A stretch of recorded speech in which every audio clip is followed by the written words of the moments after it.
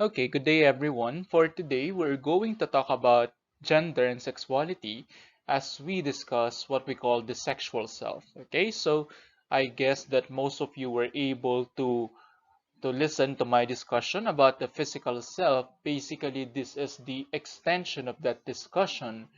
And for today, we're going to adapt the lenses of biology, culture, and psychology in understanding factors that influence gender, sexual self, and the sexual selfhood. So let's begin.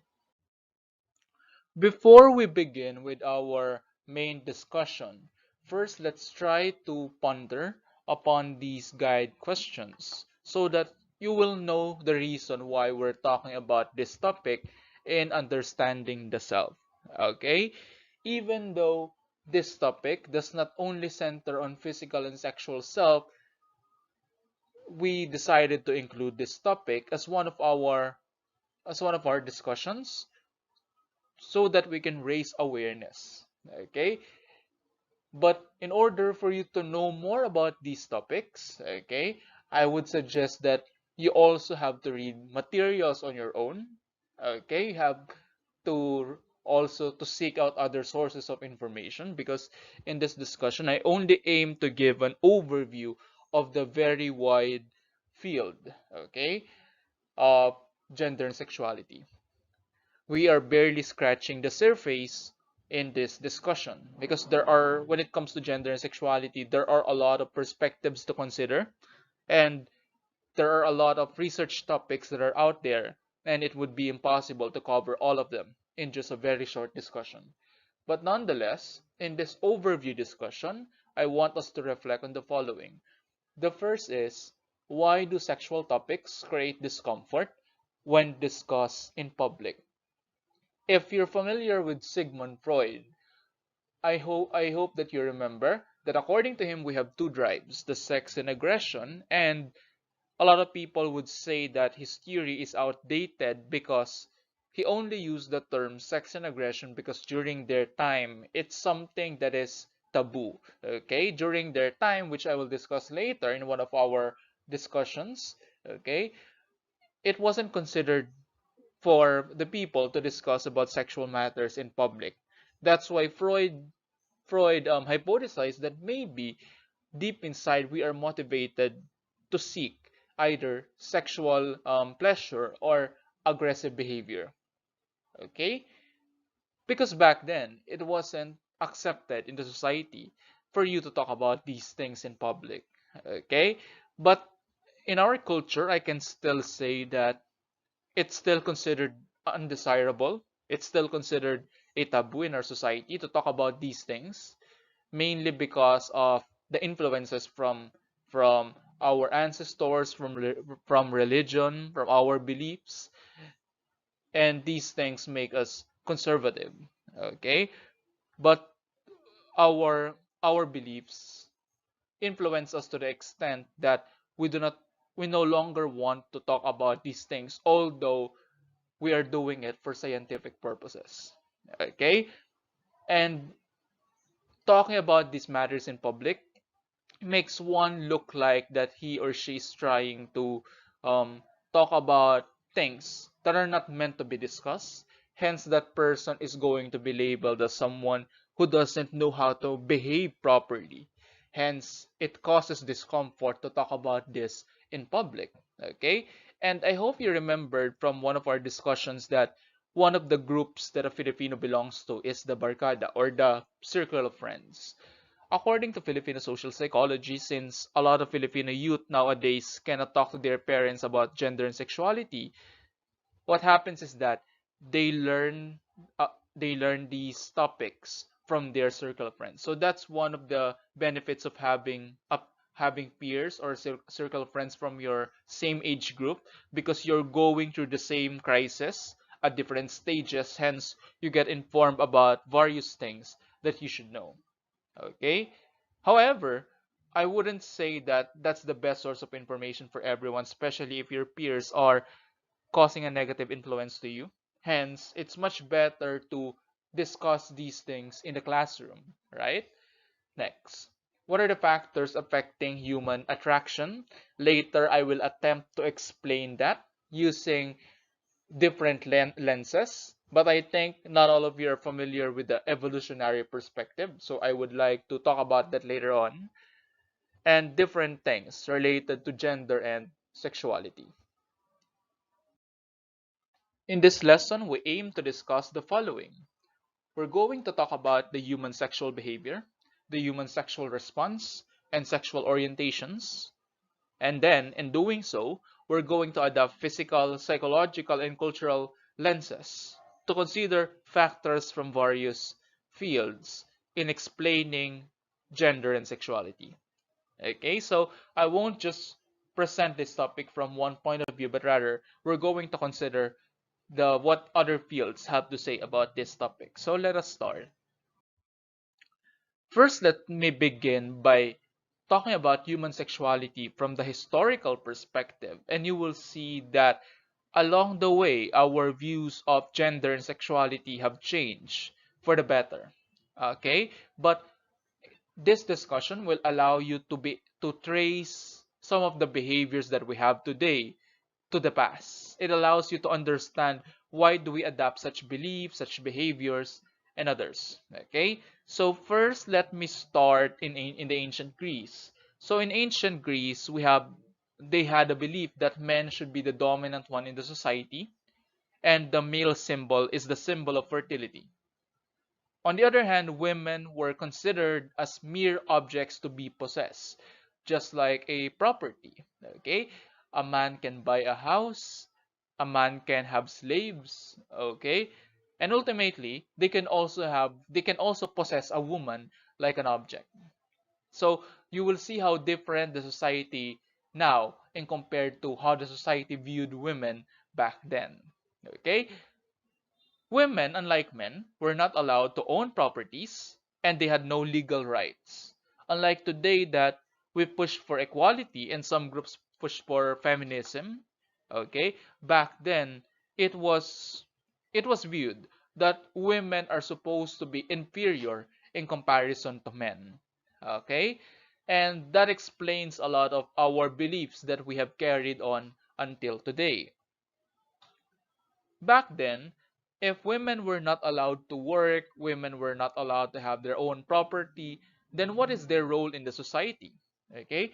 Their role in the society in the ancient Greece is to have kids and to take care of these kids. Okay, so that's their only role, to be a mother to the kids of the family. Okay, and to take care of their offspring. So the role of the women back then is so demeaning. Okay, it's discriminating. So we had to take some necessary steps along the way so that we can empower women and there will be no biases, there will be no single gender must dominate the others. Then eventually, when we have reached the Middle Ages, as you know, during this time the church was very active, but not like today that the church is responsible. Back then, some leaders of the church were very irresponsible, and some of them are corrupt. Okay, very corrupt, and they use their power to influence people. Okay, and back then, during the Middle Ages, the church decreed that all sexual acts that do not lead to procreation were considered evil. Okay, so that's the reason why. Okay, things that behaviors that do not lead to procreation, like for example, even in our society, older individuals, they don't like to see younger ones holding hands in public. They don't like seeing people displaying affection in public. They don't like kissing in public. Okay, because they think that all sexual acts that do not lead to procreation is not good. It's undesirable. Okay, and we are so conservative because we endorse such beliefs. And back then, okay, even until now, okay, we have an image that a woman should be someone who knows how to behave properly to conform to to the standards of the society. Even back then, during the Middle Ages, women were labeled either as a temptress or a woman of virtue. In other words, you're considered either as a Mary or as an Eve. Well, by saying that, if you're labeled like Eve, then you're like a temptress. Okay? But if you're labeled as a Mary, then you are a woman of virtue. Okay? That's why we pay so much attention to the purity of women because of the influence because of the biblical influence. That back then, Mary's purity was viewed as something as saintly or desirable. Hence, the society has reached a standard wherein we aim to maintain the purity of people, but more specifically of women. Okay, and I hope that you became more conscious about the roots of the behaviors we've had, and you were able to trace it to the Middle Ages. Okay, there are a lot of things that happen in the Middle Ages, even in the field of psychology. Um, the church is very powerful. Like back then, if you have a mental illness, you will be labeled as a witch. And if you were labeled as a witch during the Middle Ages, what they do is that they torture the witch or they kill the witch. Okay? So think about it. Back then, if you have mental illness, you're also considered a witch, hence you will be sentenced to death. However, we know that if you're someone with mental illness, you're not necessarily a witch. You're not possessed by the evil. Okay, so there are a lot of people who were killed because they were labeled as evil by the society. I wonder, what are the punishments they had for people who engage in sexual acts? Okay, and I think there are a lot of torture equipments back in the Middle Ages, okay, that were used to punish people if they were considered evil. During the 16th century, meaning these are the years in between, from 1501 to 1600. Okay, what happened is that there was a Protestant Reformation, and then there were movements against the Catholic Church. Okay, if you want a refresher about this, I suggest going back to your history course. Okay, or searching about it in the internet. It was believed, Protestantism believed that sexuality is a natural part of life and that priests should be able to marry. So, in this movement, we see that people are starting to become more open about gender and sexuality, okay, especially with priests. Okay, so they do believe that just like other men in the society, priests can also have their own family. Okay, other than that, they also believe that sexual intimacy that does not necessarily lead to procreation is not necessarily evil because it has other roles, such as they believe that sexual intimacy strengthens the bond or the connection between the couple. Okay, hence they believe that sexual intimacy, which does not lead to procreation, is not necessarily evil. It's not necessarily a sin. So we can see that at this point in time, there were also people who had an opposing view compared to what is considered normal back then.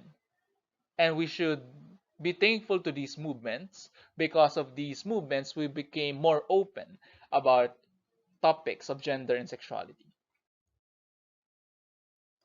During 17th and the 18th century, a group called the Puritans. These are people who were discontented with the Church of England, okay, and they rallied for religious, moral, and societal reformation. And in their movement, they considered sexual acts outside marriage as a sin. Hence, this is one of the movements that made us think that premarital sex is considered immoral. Okay, hence it was condemned by the society. That's why we try as much as possible to not engage in such. Okay, so now you can see why is it that we hold on to certain beliefs even in the present. During the Victorian era in 1837 to 1901, okay, this was the time of Sigmund Freud. Okay, homosexuality and prostitution were considered to be threats to social order. Okay, so there were homosexuality and prostitution were rampant, and sometimes because they are considered to be threats to social order, they were labeled as mentally ill, or sometimes the society had negative opinions about both homosexuality and prostitution. And this was also the time that Freud's psychoanalytic theory became famous, hence people became more conscious about their sexual drives. Okay? And as you know it, Freud's theory was not well received by his colleagues, and there were a lot of psychological theories that emerged in response to his theory. Okay? And other than that, another highlight from this era is that it was believed that women should not enjoy sexual activity because if they enjoy it, then there's something wrong with them. And on the other hand, for men, it was believed that ejaculating for more than once a month weakens a man. Okay, hence it must be avoided so that a man would maintain his strength. Now let's move on to biological perspective. And from the biological perspective, we have two kinds of sex characteristics, which are primary and secondary.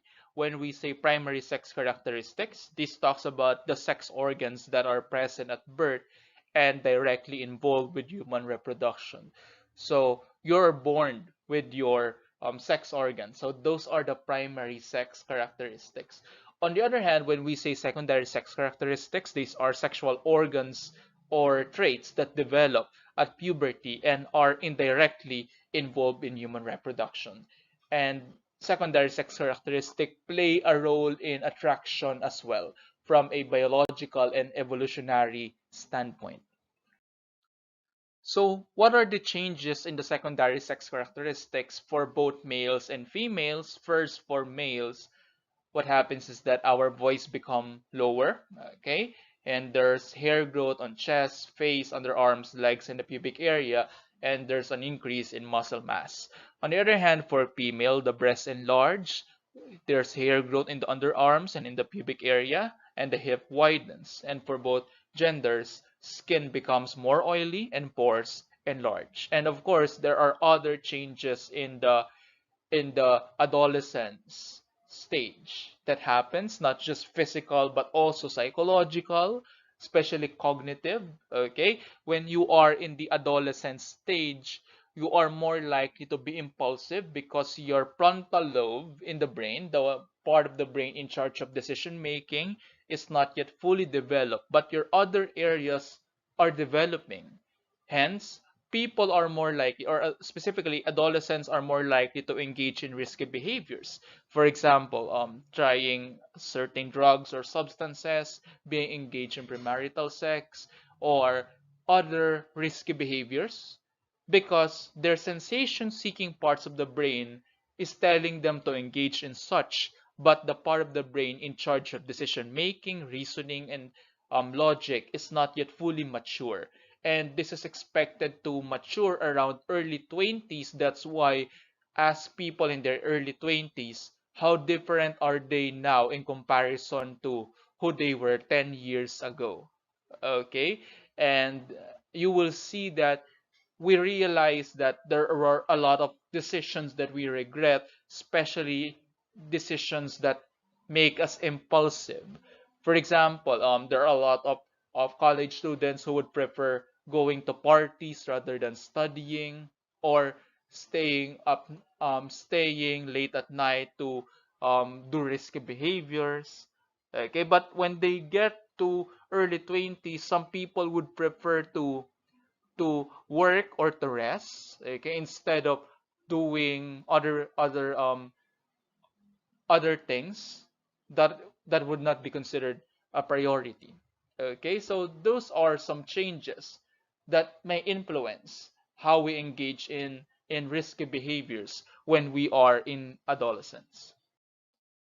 Now that we have mentioned biological perspective, let's move on to the evolutionary perspective of human sexuality.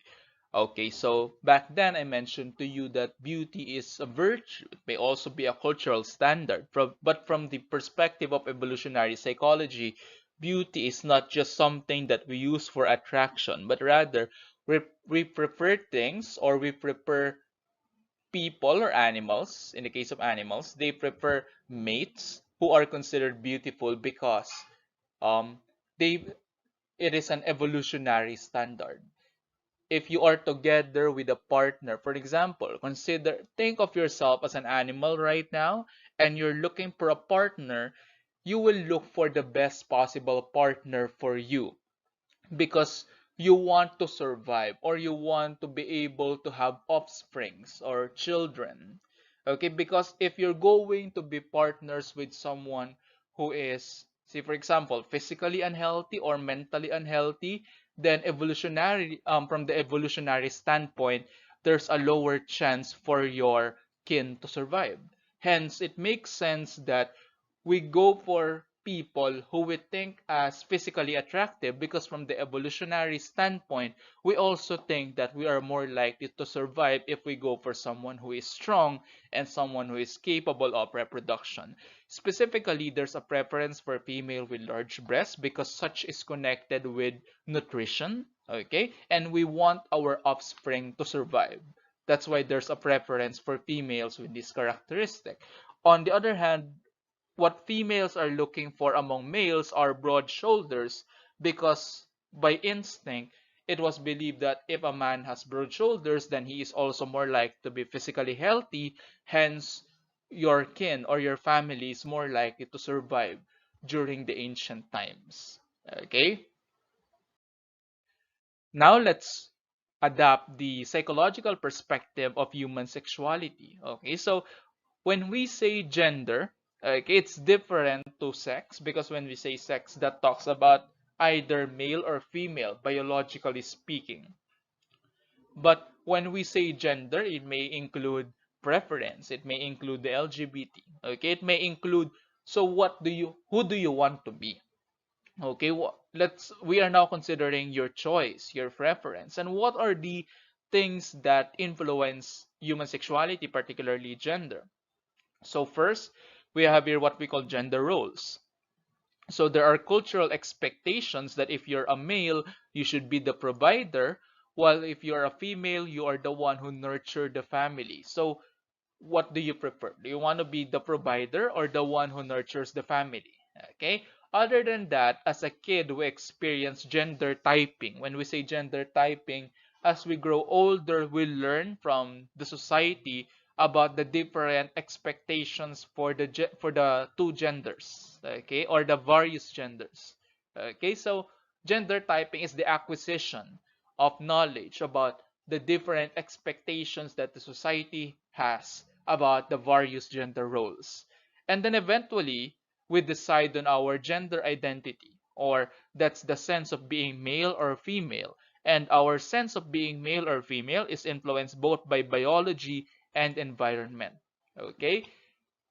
On the other hand, when we say, because gender is defined as the psychological aspect of being masculine or feminine, okay, influenced by culture, personality, and self-identity, influenced by three important factors. Biological factors, of course, if you're born to be a male, then that will also influence your preference to be a male, okay, and the other way around. Also, environmental influence, okay, and as well as culture, okay. So there are cultures who are more open to homosexuality, and they are more welcoming to the LGBT community, but I cannot say the same for other cultures or other religious orientations. Okay, so considering that, there may be some individuals who think they classify themselves in the LGBT community, but their culture or their religion will not welcome such idea. That's why their gender preference is that they would still express themselves as straights even though they are not. Okay? So there are various things to consider from the psychological standpoint of human sexuality known as gender.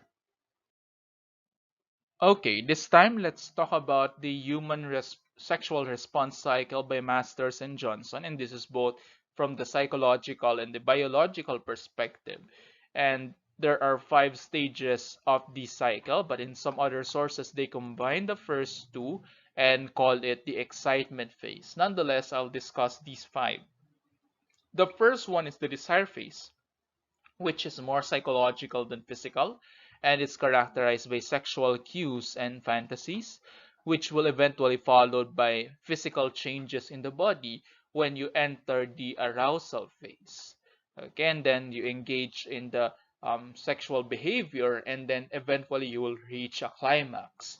You will enter the plateau phase, and then that would be characterized by intense pleasure, and then eventually that will be the orgasm phase. And then after experiencing the climax of the sexual activity, you will reach what we call a resolution phase, or the decrease in arousal after the orgasm.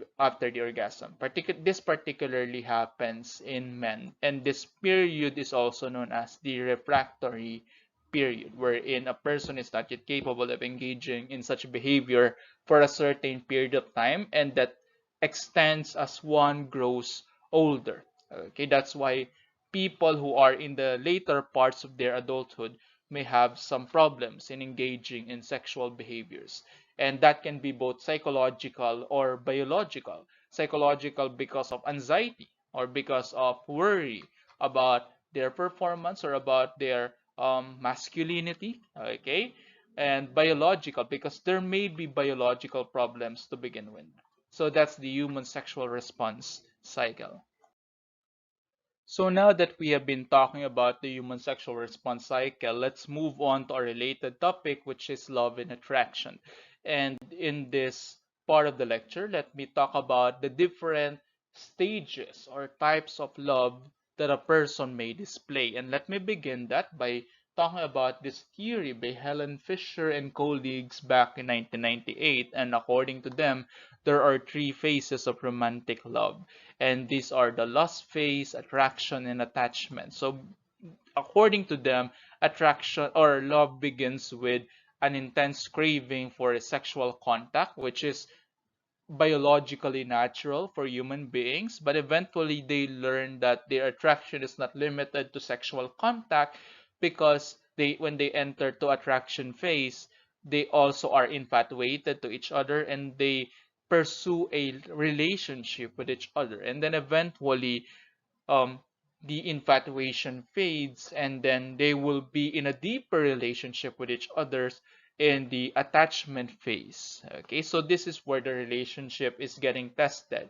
If will you stop in the lust phase, will you stop in the attraction phase, or will you be able to have a more secured relationship or long-term bond in the attachment phase? And attachment is influenced by a lot of things.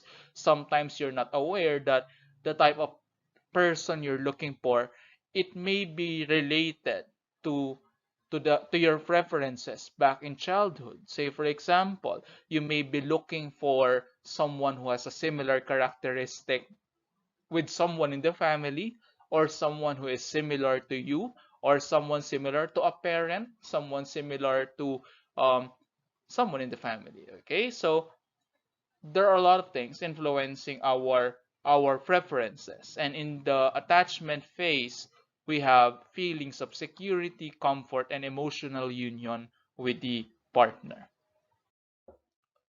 Now let's talk about another theory, and this time let's discuss John Lee's styles of love. And according to him, there are different styles of love characterized by different behaviors or different attitudes. So the first is what we call eros, and the eros is more like sexual and emotional love that happens at first in relationships. Okay, so it's important for partners to be able to make their way through eros and be able to have a long-term and deeper bond that is beyond sexual and emotional. Okay, but something built on friendship and long-term relationship. Okay, this is followed by what we call agape, and agape type of love is altruistic and selfless. When we say altruistic or altruism, it refers to behaviors that you do waiting for nothing in exchange. Okay, so this may happen among those, say for example, if they're married, however their partner is cheating, but they don't want to leave the relationship for the sake of their children. Okay, and they expect nothing in return for such, that they may be displaying agape. Or this can also happen among those who help other people. For example, love is not just something that you demonstrate to a partner, but also to, say for example, if you love children, then you can have you can express helpfulness or helping behavior to other people and expect nothing in return. And one example of a person who displayed such love, it would be Mother Teresa. Okay. Then after that, we have what we call the storge. And in storge, this is a love-related friendship, okay, based on non-sexual affection. And the person experiences love as a gradual and slow process. Okay, and it's something that takes time, and their goals would be commitment, stability, and comfort. We also have what we call ludus, and when we say ludus, they think of relationship as just a game and it's not something serious, hence they don't feel jealousy about each other's behaviors. Okay, they don't have commitment nor intimacy. And believe it or not, jealousy has what we call explanations from evolutionary psychology, and jealousy is one of the basic emotions. And from the evolutionary standpoint, jealousy is important because we express jealousy because we don't want to lose a partner. Okay? Back then, during the time, just like what I've been telling you since earlier, imagine if you live during the time of Adam and Eve, then there are only few number of people in the world. Imagine if you're going to lose your partners. Um you have to engage in behaviors that will aim to preserve the relationship. However, you don't want to be obsessive and possessive because that would be mania. Okay, wherein they easily get jealous and their experiences of love is out of control.